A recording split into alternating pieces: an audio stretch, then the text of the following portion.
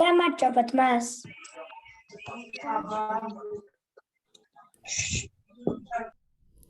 Այսო, როგორ ახარ? კარგად თქვენ? გამარჯობა. გამარჯობა. როგორ ახარ? აბა როგორ ახართ? როგორ გაატარეთ ზაფხული? მას ძალიან კარგად. ძალიან მომენატრეთ ბავშვებო. ტაისუნა, სად იყავი? სადმე ისვენებდი სოფელში? ნინი. გამარჯობათ მას. გამარჯობა ჩემო საყვარელო. მას აი ამ გოგოს უნდა ჩართვა. ხო, დაჯექი. ხო დაგამატე, დაჯექი. დიახ, ახლა ჩავურთო ზუსტ და იმასე.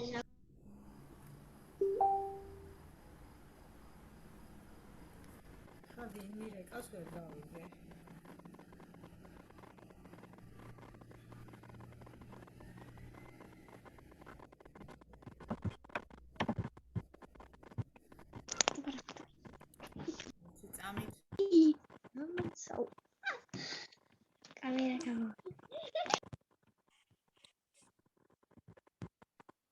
გამარჯობათ მას. ვაიმე, გიო, როგორ ახარ? ჩემო საყვარელო, როგორ მომენატრე? კარგად თქვენ მას. რა, მე არა. ცოტა სიცხე კი მაქვს დღეს, მაგრამ არ ამიშავს. თქვენ რომ დაგინახეთ, გამიხარდა ძალიან, კარგ ხასიათზე დავდექი. აბა როგორ დაისვენე, გიო? მას კარგად.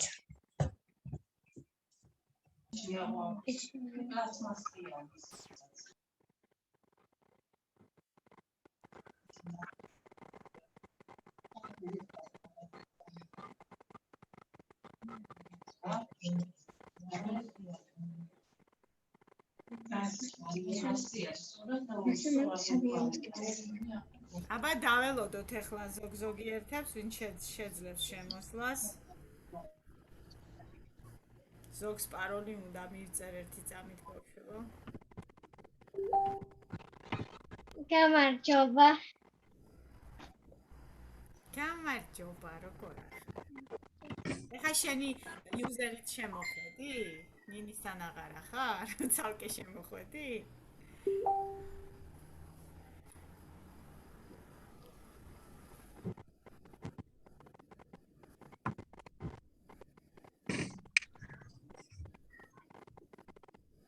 აი, კატოც შემოგვიერთდა. ახალი ბავშვი. გამარჯობათ. გამარჯობა, კატო, როგორ ახარ? კარგად თქვენ როგორ ხართ? მეც ამიშავს, სიცხე მაქვს ცოტათი, მაგრამ ისე არ ამიშავს. იმედია კოვიდი არ მაქვს, ნახოთ. გამარჯობა მას. გამარჯობა მას. როგორ? მას დღეს ვიქტორინა გვექნება? რა ვიცი, პატარა კითხვა-პასუხის რეჟიმში ცოტა თამაშიც და ხალისიც გამარჯობა მას. და სწავლაც გვინდოდა და როგორ გამოგვივა ვნახოთ, ხო? ცოტა ვიხალისოთ, ცოტა ვისწავლოთ რაღაც სიახლეებს გავეცნოთ. გამარჯობა მას, როგორ ხარ? გამარჯობა, კარგად. გამარჯობა მას. საყვარელო. აი შემოვიდა ბავშვი. ნელ-ნელა. გამარჯობათ ქეთი მას. როგორ ბრძანდებით? მადლობა, კარგად. დაველოდოთ ცოტა ხანს.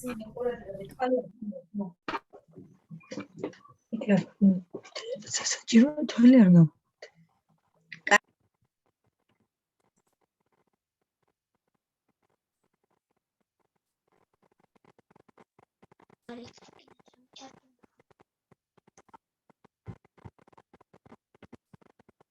მიესალმეთ.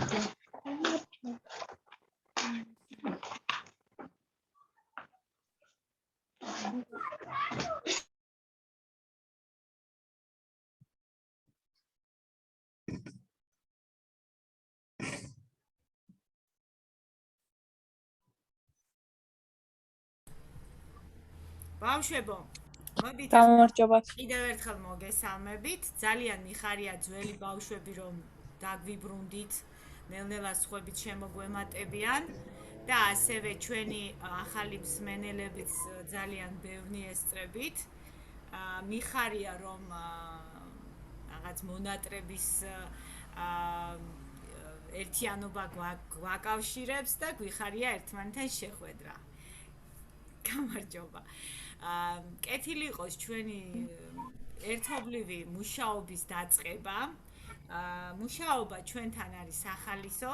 ჩვენ გვაქვს ასეთი სტილის მუშაობა, ჩვენ ვეცნობით ძალიან მნიშვნელოვან სერიოზულ ინფორმაციას, ისეთ ინფორმაციას, რომელიც შეიძლება სკოლებშიც კი არ არის ხელმისაწვდომი ბავშვებისთვის.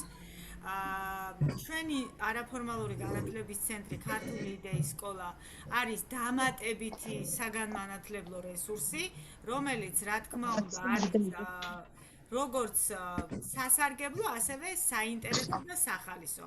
ჩვენ ასეთი სტილით მუშაობთ. ჩვენ არ ვაძლევთ ბავშვებს საშინაო დავალებებს, იმიტომ რომ საშინაო დავალებები ყველას აქვს სკოლებში და ყველას მობეზრებული გექნებათ მთელი წლის განმავლობაში ეს საშინაო დავალებები. მაგრამ ჩვენ ვცდილობთ რომ ერთად აი ამ ჩართვის პროცესში დავიმახსოვროთ, მაგრამ ერთსა და იმავე თემებს ზოგჯერ ძალიან ხშირად დაუბრუნდებით ხოლმე. შეიძლება ზოგჯერ ცოტა მეტი ვილაპარაკოთ ერთ თემაზე, ზოგჯერ სხვა თემასთან დაკავშირებული კითხვები შეიძლება ამავე საკითხთან საინტერესო იყოს და ისევ გავიმეოროთ, მაგრამ ესეც იცოდეთ რომ გამეორება ცოდნის დედაო, ხომ იტყვიან? მე რადგანაც თქვენ არ გაძლევთ საშინაო დავალებებს და ნიშნებს არ გიწერთ, ჩვენ არ აგვაქვს ჟურნალი და ასე შემდეგ, უბრალოდ ჩემი მთავარი მიზანი არის რომ თქვენ მოგცეთ ნამდვილი ცოდნა. ეს იყოს თქვენი ნებით, თქვენი სურვილით და თან ხალისით შეძენილი და არა რაღაცა სავალდებულო და მომაბეზრებელი. ყველას გილოცავთ წარმატებებს, ვინც გაიმარჯვეთ ჩვენს პროექტში, უძველესი კოლხეთის კულტურული მემკვიდრეობა დანახული 21 საუკუნის ბავშვების თვალით. აი ბიჭებიც შემოგვიერთდნენ, ისინი ვინც გოგონებიც, ვინც წინა ჩართვაზე არ ესწრებოდნენ. ყველას გილოცავთ ამ წარმატებებს, ყველას გისურვებთ ამ და კიდევ უფრო დიდ და მნიშვნელოვან წარმატებებს თქვენს პირად ცხოვრებაში და სასწავლო და ზოგადად კარიერულ გზაზე და გისურვებთ სულიერ სიმშვიდეს და ბედნიერებას. მთავარი ბედნიერებაში არის ის, რომ თქვენ იყოთ კარგი ადამიანები. ცოდნა არის ყველაფერი დამხმარე იმისათვის, რომ თქვენ იყოთ კეთილშობილი ადამიანები. ეხლა დღეს ჩვენ გვესწრება ბატონი ირაკლი, ჩვენი სტუმარი, რომელიც გახლავთ არაერთი სპორტული ორგანიზაციის დამფუძნებელი და ხელმძღვანელი, ასევე უამრავი სპორტული სახელმწიფო თუ კერძო დაწესებულების წარმომადგენელი, თავის ტიტულატურას თვითონ გაგვაცნობს. ის გახლავთ ძალისმიერი სპორტი ნიშნავს ბავშვებო სიმძიმეების აწევის სხვადასხვა სახეობები. თქვენ გაგიგიათ ალბათ შტანგის სახეობები, ხომ? შტანგის ორჭიდი არის ოლიმპიური სახეობა, მაგრამ ამ შტანგის ორჭიდის გარდა კიდევ არსებობს სხვა ტიპის სპორტის მიმართულებები, ძალისმიერი სპორტი ქვია, სადაც უამრავი სხვადასხვა ტიპები და სახეობები არის. ჩვენ სკოლებში გავდივართ სპორტს, მაგრამ ჩვენ აი ამ ფორმატში გვეხმარებიან სპორტული მიმართულებით ცნობილი სპორტსმენები, ჩვენ გვეყოლება ასეთი სტუმრები, ცნობილი ოლიმპიური ჩემპიონები, მსოფლიოს და ევროპის და საქართველოს ჩემპიონები, აი ბატონი ირაკლი გახლავთ, საქართველოს 11 გზის ჩემპიონი, ასევე მსოფლიოს 4 გზის ჩემპიონი, ევროპის ჩემპიონი მრავალგზის, ახლა შეიძლება რაღაცაში შევცდე და ამიტომ ბოდის გიხდით ყველას, თვითონ ისაუბრებს.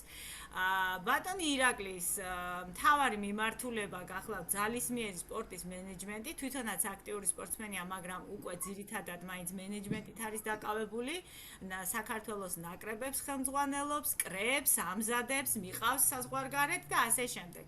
ჩვენ ვიცით რომ წელს ჩატარდა ტოკიოში 2002 წლის ოლიმპიადა, 2020 წლის უпростоრედ წელს ჩატარდა, იმიტომ რომ შარშან კორონავირუსის ეპიდემიის გამო გადაიდო და 2021-ში მოხდა 2020 წლის ოლიმპიადის გამართვა, სადაც ძალიან მნიშვნელოვანი შედეგები მოიპოვა ქართულმა ეროვნული ნაკრების წარმომადგენლება. მიუხედავად ისა, რომ ბატონი ირაკლი სხვა სპორტის სახეობას წარმოადგენს და ის სპორტი არ არის ოლიმპიური სახეობა, ამის მიუხედავად ის გახლავთ ძალიან მჭიდრო კავშირში ამ სფეროსთან, მაგრამ დღეს არ დაგხუნძლავთ თქვენ სერიოზულ თემებზე ლაპარაკით. ჩვენ გვაქვს ესეთი სტილი მუშაობის. ჩვენ სერიოზულ თემებზე ვგებულობთ რაღაცებს, გაცნობთ ინფორმაციას, ვიწვევთ სტუმრებს, კომპეტენტურ პირებს და ბოლოს ვთამაშობთ ხოლმე. ეს თამაში არის ინტელექტუალური, რა თქმა უნდა, სახალისო ფორმის. დღეს ჩვენ უბრალოდ მე მაინტერესებს საერთოდ სპორტის გაკვეთილებზე თქვენ თეორიას ან სპორტის ისტორიას ან რაღაცა აი როგორც ხელოვნებაში გასწავლიან ხოლმე რომ რაღაცა მხატვრობაზე ან ქანდაკებაზე რაღაცას გადიხართ სპორტის ირგვლივ სკოლაში რას გასწავლიან ხოლმე აი ეს მაინტერესებს მოდი დავიწყოთ ახლა ახალი ბავშვებით ვისი სახელიც და გვარიც დღეს პირველად გამოჩნდა ეკრანზე აი მოდით ახლა მე შევეკითხები ელენე ცეცხლაძეს. აი თუ სტუდენტობა თქვენ სპორტის გაკვეთილებზე რამეს ისტორია, სპორტის ისტორიაზე, თეორიაზე რამეს გასწავლიან? სამწუხაროდ არა, სპორტში მხოლოდ თამაშებს ვაკეთებთ ხოლმე, საერთოდ ინფორმაციას არ გვაწვდიან არაფერს სპორტის შესახებ. სხვა საგნებში შეიძლება ძალიან ცოტა ინფორმაციას გვაწვდიან, მაგრამ სპორტის გასაგებია. მხოლოდ თამაშობთ ხოლმე. მადლობა ელენე, სასიამოვნო იყო შენი პასუხი და კიდევ ერთი შეკითხვა მაქვს აი სპორტში თამაში რა თქმა უნდა მნიშვნელოვანია და ფიზიკური, პრაქტიკული მხარეც ყველაზე მნიშვნელოვანია, მაგრამ რას ფიქრობთ მასწავლებელმა ფიზიკური, ესე ვთქვა, დატვირთვის გარდა, თამაშის გარდა საინტერესო იქნებოდა თუ არა, რომ მოეწოდებინა თქვენთვის ინფორმაცია, მაგალითად კონკრეტული სპორტის სახეობის ჩამოყალიბება როგორ მოხდა, ან საქართველოში ვინ ყავს ან სპორტში ძლიერი ამ მიმართულებით სპორტული ისტორია როგორი არსებობს. ზოგადად რა თქმა უნდა, ახლა თქვენ სპორტის აკადემიის სტუდენტები არ ხართ, მაგრამ ანუ დაგაინტერესდებათ, რომ ასეთ რაღაცებზე მოგაწოდონ ინფორმაცია? მას მე კი მას მე წელს რადგან კორონა იყო ონლაინ ვიყავდი ონლაინ ვთამაშობდით ამიტომ მასწავლებელი კალათბურთის ისტორიაზე თეილბურთის ფრენბურთის რაღაც ინფორმაციებს გვაწვდია ცოტ-ცოტას ძალიან კარგი კარგით აბა მოდი ახლა ბიჭებსაც ვკითხოთ აქ გიორგი სოფრომაძე გვესწრება დუდა გვესწრება გვესწრება აი ბიჭებო თქვენ უფრო რომელი სპორტის სახეობები მოგწონთ სათამაშო სპორტის სახეობები, ინტელექტუალური სპორტის სახეობები, ძალისმიერი თუ როგორი?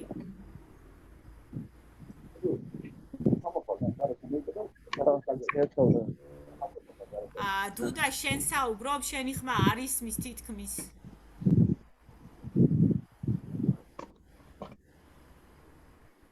გიორგი, შენ საუბრობ, და ვერ მივხვდი ვის საუბრობს, ძალიან ცუდად ისმოდა. ბავშვებო, გესმოდათ თქვენ? მას მე არაფერი არ მესმოდა. მას მე კი. მე მესმოდა. კარგი, აი თემოც აგერ არის. თემო, თუ ჩაგვერთვები აქტიურად საუბარში, ძალიან გაგვიხარდება. როგორი სპორტის სახეობა მოგწონს ზოგადად და რა იქნებოდა შენთვის საინტერესო, რომ სპორტის შესახებ სკოლაში აი ასეთი ფორმით ისწავლებინათ მაგალითად? გამარჯობათ. ჩვენთვის საინტერესო იქნებოდა სურა რომ ესწავლებინათ სკოლაში. გასაგებია, ანუ პრაქტიკულად რო ესწავლებინათ, მაგრამ თეორიულად აი თუნდაც ჭადრაკი ან სპორტის ისტორიის შესახებ რაღაცა თეორიული მასალა, ესეთი თუ დაგაინტერესდებოდათ. ძალიან მაინტერესებს ჭადრაკის ისტორია. თამაშობ ჭადრაკს? ცოტას კი. ძალიან კარგი. კარგით. ასე, ჩვენი სტუმარი მე მგონი გაგვეთიშა. ირაკლის ხაზზე ხართ? ვერ გხედავთ ეკრანზე, არ ხართ და ამიტომ ალო. დიახ. ესე იგი, თუ შეიძლება, ეხლა ჩვენ 1-2 სიტყვა ვთქვით, ჩვენი აზრი გამოვთქვით. ბავშვებო, რამის დამატება ხომ არ გინდოდათ სანამ სტუმარს დაუთმობდი ადგილს და საუბრის დროს? მას მე რაღაცის თქმა მინდოდა. აბა ვინ საუბრობს უკაცრავად ვერ მე მას ნინი ნინი ხო მიდი ნინი აბა გისმენ მას ორი ლექსი მოყოლა მე შემდეგ შეიძლება მოვამზადო რა თქმა უნდა შეიძლება ჯერ ძირითად თემას დაუთმოთ დრო მაშინ ხო კარგი კარგი საყვარელო კარგი მოდით ეხლა ბავშვებო დავიწყოთ ძალიან შორეული წარსულიდან და მე ბატონი ირაკლის დაუთმოთ ასპარეზი საერთოდ სპორტი ვარჯიში თამაში ფიზიკური სიძლიერე მითოლოგიაშიც არის ამის შესახებ და ჩვენ ბევრი თქმულება ამის შესახებ ვიცით რომელი გვახსენდება აბა სოფლიოში ყველაზე ცნობილი სპორტსმენი მითოლოგიიდან აბა ვინ გვახსენდება ოღონდ სპორტსმენი არ ქვია იქ მითში მას ქვია თავისი სახელი რომელიც ცნობილი იყო თავისი გმირობებით და თავისი ფიზიკური სიძლიერით ჰერაკლე ამირანიც ჰერაკლეც კი ბატონო აბა კიდევ ვინ გვახსენდება ცნობილი გმირი კიდევ ყველაზე მაგარ გმირად მას აქილევსის ქუსლი აი ყოჩა შენ პირდაპირ აი მაოცებ ხოლმე აქილევსის ქუსლი ეს მისი ისტორიაა რითიც მერე დაიღუპება მისი სუსტით ადგილი იყო გასაგებია კარგი მოდი აბა გავიხსენოთ ეხლა ეს გმირები ცნობილი გმირები სამი დავასახელეთ ხო რითი გამოირჩეოდნენ მაგალითად აქილევსი რითი იყო ცნობილი მე მახსოვს აქილევსის ქუსლიდან ერთი ნაწყვეტი რომ როდესაც პატარა იყო აქილევსი მაშინ დედამ დაბანა ტბაში ოღონდ ქუსლი ანუ აქილევსის ქუსლი მე მგონი იმიტომ რომ ქუსლი არ დაუბანია და შემდეგ მას ქუსლით ეჭირა არ ვიცი არ დაუბანია ბავშვებო ერთმანეთს მარიამი ყვება და თუ შეიძლება ვაცალოთ მე რიგრიგობით დავასრულოთ ქუსლით არ დაუბანია დედას და როდესაც ისაც ესროდნენ ან თუ მოხდებოდა მაგალითად ზურგში ან მუხლთან ის არ იჭრებოდა მაგრამ ქუსლზე თუ მოხდებოდა დაიჭრებოდა და მე მგონი ტრუასომი იყო არ ვიცი შეიძლება მეშლება რომ ქუსლზე მოახვედრეს და დაიჭრა ხო ჩემო საყვარელო ძალიან კარგად გწოდნია შეიძლება რაღაცა თქვა მას ბავშვებო პატივირცეთ ერთმანეთს ხო აი პირველი მკითხა ნინიონიანმა და მერე მკითხა მგონი კატო მოდებაძემ მოდი ნინი შენ დასვი კითხვა თუ რა ვიცი თქვი და მერე კატო შენ მას მე ესეთი რაღაც მახსოვს რომ აქილევსი რო დაბანეს ტბაში დედას ეჭირა ქუსლით და მაგიტომ ქუსლზე არ მოხდა და ქუსლი აქვს მაგიტომ სუსტი სწორია გასაგებია ანუ ეს ისტორია ჩვენ ანუ ქუსლი არის მისი ანუ ქუსლი არის აქილევსის სუსტი ადგილი ძალიან კარგი აბა ვის უნდა და რაღაც ის თქმა მე მინდა აბა თქვი ჩემო საყვარელო მიდი მე ვიცი რატომ არის აქილევსის ქუსლი რატო არის აქილევსისთვის სუსტი წერტილი აბა რა იმიტომ რომ მის დედიკოს ეჭირა ქუსლით უკრავების წყალში რო ჩასვა და ქუსლი რო არ დაუსვა და ვინც ქუსლში მოარტყამდა ისაც მოკვდებოდა და სხვაგან უმარტყათ არა გასაგებია კატო შენ გიგო და ჩემო საყვარელო აბა თქვი შენ თქვა ეს გააჟღერე შენს გააჟღერე შეიძლება გამეორდე კიდევაც მაგრამ მაინც გავაჟღეროთ ჩვენი აზრი და მე გადავიდეთ შემდეგ კითხვაზე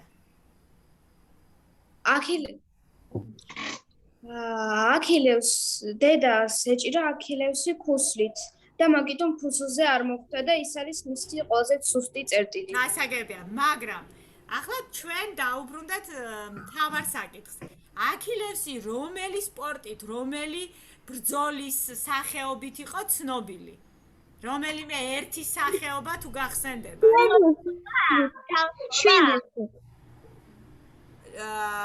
უკაცრავად ელენე და ლილე რაღაცა თქვით მე მგონი ლილე შენ თქვი და მე ელენემ თქვას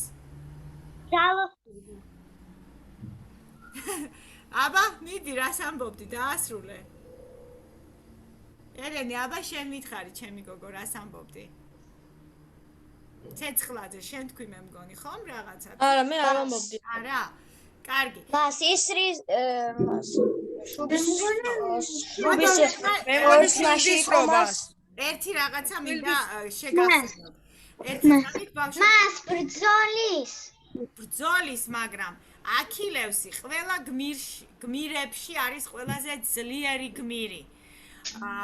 ჰერაკლეც ძალიან პოპულარულია და შეიძლება ითქვას, რომ ჰერაკლე მეტოქეობასაც კი უწევს, მაგრამ ერთი წამი გიო ჩემო საყვარელო დავასრულებ.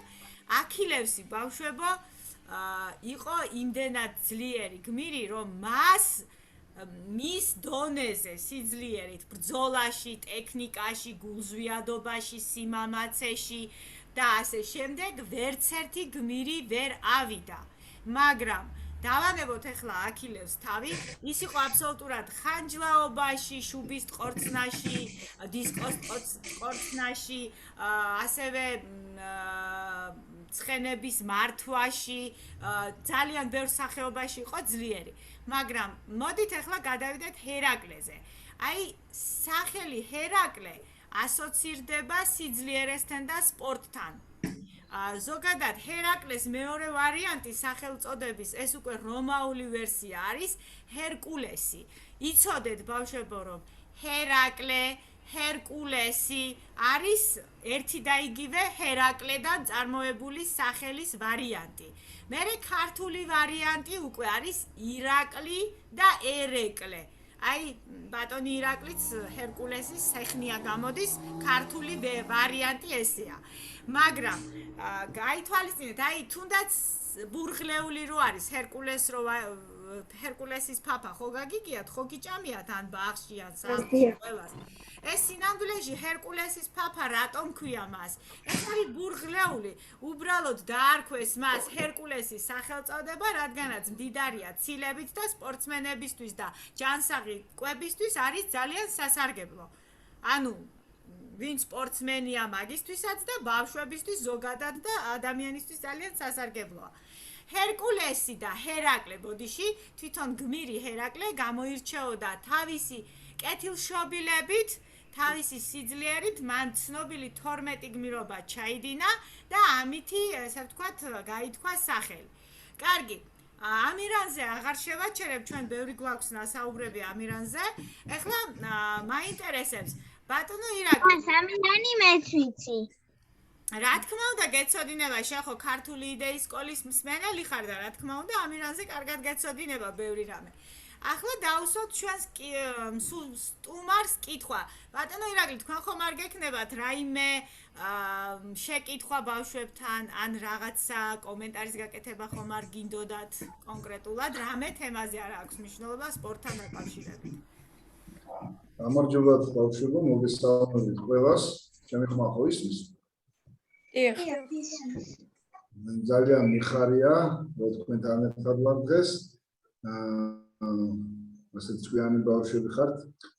ქალბატონმა ქეთიმაც ბევრი საუბრა მომიყვა თქვენ შესახებ, რომ ძალიან წარმატებით და დიდი სურვილით მიიწევთ წინ, სწავლობთ და პირველ რიგში გისურვებთ მომავალში წარმატებებს.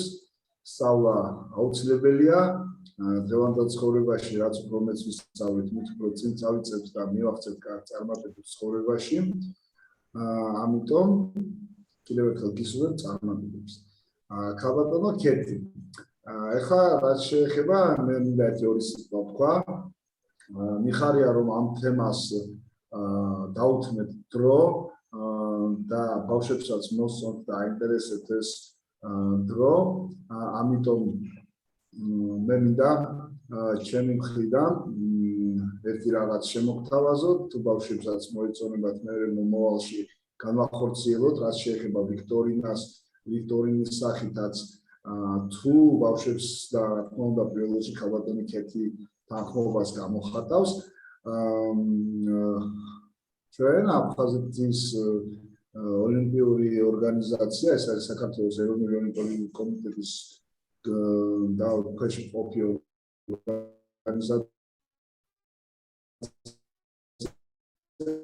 ოლიმპიური ღონისძიება ასე ონლაინში და ბავშვებს შევთავაზოთ კონკურსი სამი მიმართულებით. პირველი მიმართულება, რა თქმა უნდა, ჩვენ სრულად ვეხებით მხოლოდ ოლიმპიადას, ანტიკური ხანის ოლიმპიადას, ალბათ იცით ბავშვებო, რა არის ანტიკური ოლიმპიადა, ანტიკური ხანის და თანამედროვე ოლიმპიადა, ეს რაც ტარდება დღესდღეობით, რაც იმ წელს ჩატარდა 2020 წლის მაგივრად 2021-ში, რაც იყო მანამდე 16-ში და ასე შემდეგ. ეს არის თანამედროვე ოლიმპიადა. ოლიმპიადასთან დაკავშირებით მე მინდა შემოგთავაზოთ თქვენ პირველი იქნება ვიქტორინა ბავშვებს ანუ მოგაწვით კითხვებს კითხვები იქნება უშუალოდ ჩვენ სპორტსმენებზე ქართულ სპორტსმენებზე ასევე ანტიკური ხანიდანაც იქნება კითხვები და ბავშვები ვინც რასაც შეძლებს პასუხები რომ გასცეთ მანამდე სანამ ჩავატარებთ იმას რა ქვია უშუალოდ გამოკითხვას მანამდე მოგაწვით რაღაც ინფორმაციას თქვენ შეგიძლიათ ნახოთ ინტერნეტში ასევე გადახედოთ ინფორმაციას და მხოლოდ მაგის შემდეგ უკვე ჩავატაროთ ვიქტორინა ასევე მეორე მიმართულება გვექნება ხატვაში ეს იქნება ფერწერა და გრაფიკა ორნაირად და ასევე ამ ხატვაშიც იქნება თემა ოლიმპიადა ოლიმპიადის სპორტსმენები თუ გინდ ანტიკური ხანის ოლიმპიადიდან ყველა დახატავს რასაც თვითონ მოისურვებს და მე ჩავატარებთ კონკურსს ჟური შეაფასებს ამასაც და გამოავლენთ საუკეთესო სამეულებს როგორც ფერწერაში ასევე გრაფიკაში და ასევე ვიქტორინაშიც ამის შემდეგ აფხაზეთის რეგიონალური ოლიმპიური ორგანიზაცია გამარჯვებულებს გადასცემს საჩუქრებს და სერტიფიკატებს როგორც გამარჯვებულები ერთი სიტყვით თუ ბავშვებს გექნებათ სურვილი მოხარული იქნები რომ მიიღოთ მონაწილეობა ასეთ ვიქტორინაში ასეთ თამაშში აქედან გამომდინარე თქვენ მეტ ინფორმაციას მიიღებთ სპორტზე საერთოდ სპორტის ისტორიაზე ქართულ სპორტსმენებზე და ასე შემდეგ აბატონო კეთი ჩემი მხრიდან რაც შემეძლო ახლა ინფორმაცია მოგაწოდეთ თუ რამე კითხვები ექნებათ ბავშვებს სიამოვნებით უპასუხებ დიდი მადლობა ბავშვებო კითხვები გააქვთ მას მე მაქვს კითხვა ანუ სპორტზე უნდა დავხატოთ თუ თავისუფალ თემაზე რაც გვინდა ის დავხატოთ სპორტულ თემაზე კი აუცილებლად სპორტულ თემებზე და ვის უნდა გადავგზავნოთ მე ანუ ამებს თქვენ თუ სურვილს გამოთქვათ, მე უკვე შეგვეძლება რომ ჩვენს ასე ვთქვათ ჩეტში მოგვაწოდოთ ეს მარტივია ამის გაკეთება, ოღონდ თუ სურვილი გაქვთ თქვენ დაგითხრათ? ხო, რა თქმა უნდა, გააჟღერეთ, მოიწერეთ თუ კიდათ ეხლაც თქვით. ანუ მე მაქვს სურვილი. ხო, ჩემო საყვარელო, ძალიან კარგი. ანუ ერთი იქნება კითხვა-პასუხი ვიქტორინა სპორტულ თემებთან დაკავშირებით, აი როგორც რასად როდის რო არის თამაში დაახლოებით, ოღონდ იქ ყველაფერზეა კითხვები და აქ იქნება მარტო ოლიმპიურ სპორტთან დაკავშირებული და ასევე იქნება ფერწერაში და გრაფიკაში შეჯიბრი. ანუ სამი მიმართულებით, სამეულებს პირველ ადგილზე, მეორე ადგილზე და მესამე ადგილზე გასულების დაჯილდოება მოხდება სიგელებით და საჩუქრებით. ნუ რა თქმა უნდა, ახლა საჩუქრები იქნება სიმბოლური ხასიათის, რაღაცა ალბათ რა თემატური გასაგებია ალბათ, მაგრამ ბატონი ირაკლი უბრალოდ თქვენ გთავაზობთ რომ თუ სურვილი გექნებათ, მოიფიქრეთ დროის კუთხით, დატვირთულობის კუთხით თუ სურვილი გექნებათ, მერე მომწერეთ. დეტალებს გაგაცნობთ. სანამ კონკურსს ჩაგიტარებენ, რა თქმა უნდა, ინფორმაციასაც მოგაწვიან. ანუ ერთი ჩართვა შეიძლება გავაკეთოთ ამ თემაზე, რომ აი ოლიმპიადის შესახებ, ანტიკური დროის ოლიმპიადა, თანამედროვე ოლიმპიადა. აბა ეხლა მოდით ერთი მოვსინჯოთ კითხვები, რა იცით ზოგადად ოლიმპიადაზე. მოდით მარტივად დაგისვავთ კითხვებს. აი მომზადების გარეშე თქვენ ისეთი კარგი ბავშვები ხართ მე თან მეყარებოდა გვაუცებთ კიდევაც ამ კითხვებით მაგრამ რამდენ ხანში ერთხელ ტარდება ოლიმპიადა 4 წელიწადში ერთხელ მე სამ წელიწადში მოკლედ სავარაუდო ვერსიებია 5 წელიწადში ერთხელ 4 წელიწადში ერთხელ 3 წელიწადში ერთხელ 3 წელიწადში ერთხელ 5 წელიწადში ერთხელ ტარდება ან ყოველ წელიწადში ერთხელ 4 კარგი სწორი პასუხი წელიწადში ერთხელ 4 წელიწადში ერთხელ კარგი აბა რატო ქვია ამ თამაშებს რატო არის ჯერ ერთ-ერთი ყველაზე ცნობილი და ყველაზე პრივილეგირებული ყველაზე პრესტიჟული თამაშები მსოფლიოში მაგრამ რატომ ქვია მას ოლიმპიადა თქვენი სიტყვებით მითხარით მე ახლა გამოცდას არ გიტარებთ უბრალოდ ჩვენ თამაშობთ მას კარგად არის მოდა შეგიძლიათ თავიდან თქვათ რატომ ქვია ოლიმპიურ თამაშებს ოლიმპიადა მას იმიტომ რომ ალბათ სახალის მე მგონი ერთი ვიცი ბერძნული მითოლოგიიდან რომ შეიძლება ამასთან არის კავშირში რომ ანუ ზევსი ცხოვრობდა მთა ოლიმპოზე და ოლიმპიადა გავს ერთმანეთს ეს სიტყვები ლოგიკურად მიყვარს მე იცი რა მომწონს შენ აი ზუსტად ისე აზროვნებ როგორც უნდა აზროვნებდეს ყველა ბავშვი ანუ შეიძლება ინფორმაცია რამე არ ვიცოდეთ კი ჩემო საყვარელო გათქმევინებ უძველესი და ყველაზე პოპულარული სპორტული შეჯიბრი რომელსაც საფუძველი ჩაეყარა ჯერ საბერძნეთში კი ბატონო რომელ ქალაქში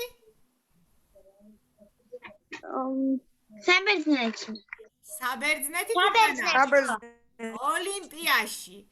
ოლიმპიაში ქალაქ ოლიმპიაში ქალაქი ოლიმპიადა ზუსტად იმ ქალაქში ძველი წელთაღრიცხვით 776 წელს გასაგებია ძალიან კარგი ბავშვები ხართ ყოჩაღ მე ვამაყობ თქვენით აი იმიტომაც ქვია ოლიმპიადა რომ ჯერ საბერძნეთიდან იკრიბებოდნენ 4 წელიწადში ერთხელ მერე საბერძნეთიდან გაითქვეს სახელი და უკვე სხვა მიმდებარე ქვეყნებიდან დაიწყეს ჩასვლა და შემდეგ უკვე წლების და საუკუნეების განმავლობაში ოლიმპიადამ ისეთი სახელი მოიხვეჭა რომ დღეისათვის ყველაზე პრესტიჟულ თამაშებად ითვლება მერე ბატონი ირაკლი ალბათ მოგვიყვება ჩვენ იმ სპორტის სახეობებზე ვინც უпростоრად რომლებიც ითვლება ოლიმპიურ სპორტის სახეობებად და რომელი არ შედის ოლიმპიურ სპორტის სახეობებში აი წელს რო ჩაგვიტარდა ტოკიოში ოლიმპიადა ქართველებიდან იყვნენ იქ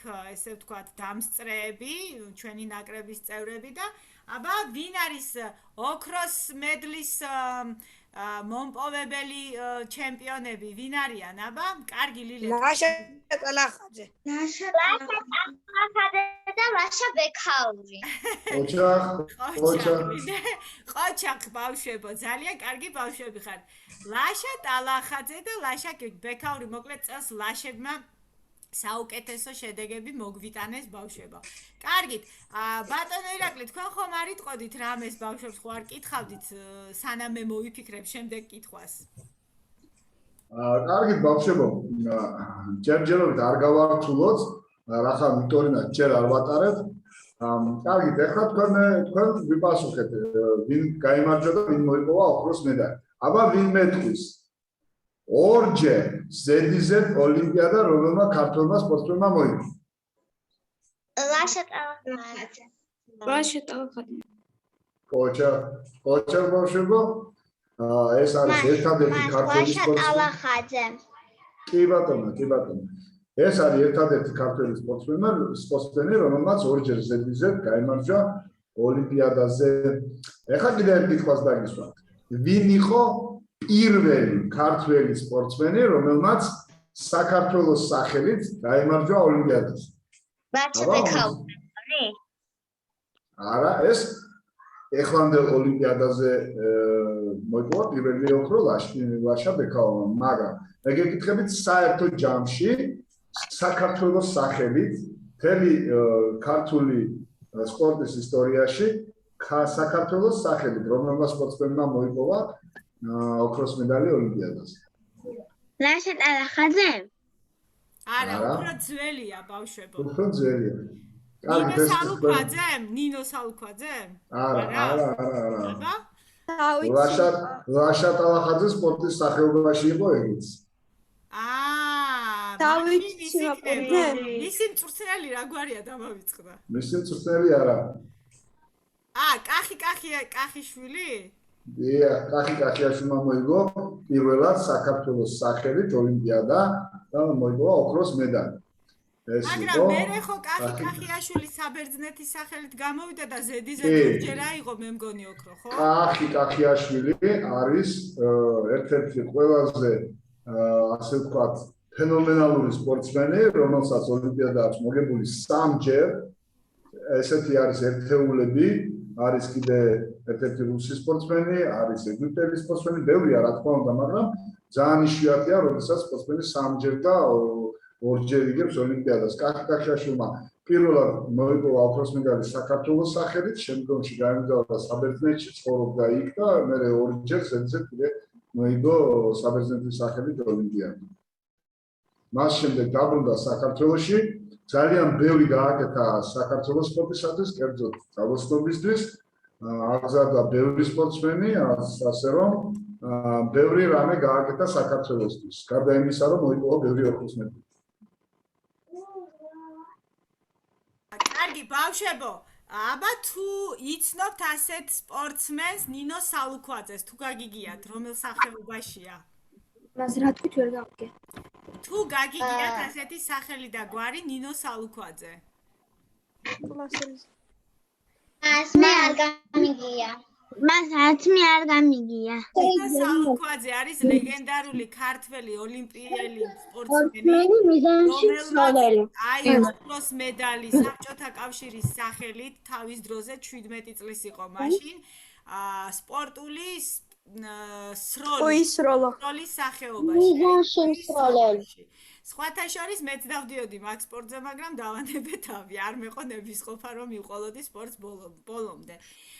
მაგრამ ნინომ გარდა იმისა, რომ საბჭოთა კავშირის დროს ოლიმპიური ოქრო მოიპოვა, ამას გარდა მე საქართველოს სახელითაც ვერცხლი მოიპოვა და დღემდე აგრძელებს ამ ტოკიოს ოლიმპიურ თამაშებშიც ღებულობდა მონაწილეობას და ძალიან სტაბილური და მნიშვნელოვანი შედეგები აქვს ყველა ოლიმპიადაზე. მე მგონი 1988 წელს მოიგო მან ოლიმპიადა და საერთოდ ჯამში თუ არ ვცდები 9 თუ 10 ოლიმპიადაზე მიიღო მონაწილეობა.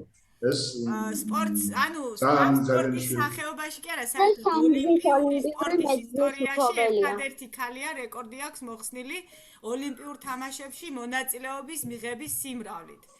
ბავშვებო, დღეს არ დაგღლით. დღეს უბრალოდ ჩვენ გქონდა ესეთი სახალისო შეხვედრა. მინდოდა რომ თქვენთვის რაღაცები მეკითხა, გამერკვია, რა გაინტერესებთ, რა არა. მოკლედ მე დავწმუნდი იმაში, რომ თქვენ ძალიან კარგი და ჭკვიანი ბავშვები ხართ. ერთი დაგვრჩა და ამიტომ ვჩქარობ, რომ ყველას გათქმევინოთ. ხო, ნინი, აბა გისმენთ. თუ ერთი წუთი დაგვს შეიძლება რა გთხოვეთ ის გავაკეთოთ. ლექსის მოყოლა? მოხევი საყვარელო, მიდი აბა. ეს საქართველოზე ვისწავლე. შენი საღმა ხარ, ქართულოცაო, ისაღმა ხარ. სამკვიდრო შენს ქვეშ მტრად შემოხუმა ვერავინ ნახა. ვერცა ონსოლომ, ვერცა მონღოლმა და ვერცა სპარსმა. შენი დიდების მომღერალია ოსკი და ზარმა. ბებერი ტაო, შენი საღმა ხარ, ისე ფაქიზი ქართულოცაო. ეს პირველი ყვას მეორე ვისწავლე. იშლიალე დიდო ვერხვო, იგუგუნე დედამიწა. გაიშალა ფოთლის ეხო, ყვავილები გაიღვიძა. ტყევდუმილი გვეყო, მკვდარი არის დღეს მსვინცა. იშლიალე დიდო ვერხვო, იგუგუნე დედამიწა. დიდი მადლობა, ოჩახდინი. დღეს ამით დაგემშვიდობებით და ხო 9 საათზე გელოდებით. მას საღამოს 9 საათზე ისევ ზუმში შევხვდებით. ხვალ გვექნება დამწერლობაზე საუბარი და არ გასვლით. ხო ტასო გაითიშება მოგწონა გითხრათ მას მე იცით რომ ეს 2 მივლიან მას მხატვარი